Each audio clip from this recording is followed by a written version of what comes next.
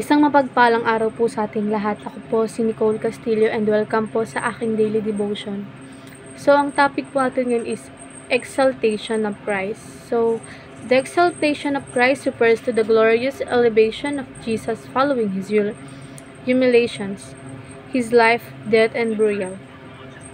This state of exaltation includes four key aspects: his resurrections, ascensions, sessions, and return in glory. So, ayon po sa Philippians chapter 2, verse 6 to 11, who thought that he was in the form of God, did not count equality with God a thing to be grasped, but emptied himself by taking the form of servant, being born in a likeness of men, and being found in human form. He humbled himself by becoming obedient to the point of death, even death on a cross. Therefore, God has highly exalted him and bestowed on him the same name that above every name, so that at the name of Jesus every knee should bow, in heaven and on earth and under the earth, and every tongue confess that Jesus Christ is Lord, to the glory of God the Father. So, ayon po sa ating katuruan, Christ's resurrection demonstrates his victory. So, ang pagkamatay po ng ating Panginoong Diyos sa krus ng Kalbaryo is nagpapakitang kanyang victory. Kumbaga, pinapakita ito na nanalo pa rin ang ating Diyos. So, next po, Christ is resigned now. Ascension and season. So, ngayon si Kristo ay naghahari na. Umakyat siya sa langit at nakaupo siya sa kanan ng Diyos Ama. Ibig sabihin, may kapangyarihan siya na mamuno sa lahat.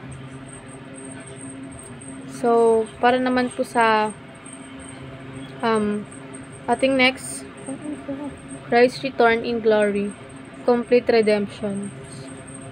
So, ngayon, si Kristo ay naghahari na. Umakyat siya sa langit.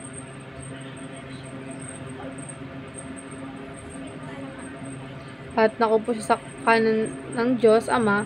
Ibig sabihin, may kapangyarihan siya na mamuno sa lahat. So, yung Diyos po natin is habang kumbaga magbabalik pa yung Diyos natin. In glory completes redemptions. So, para naman po sa applications.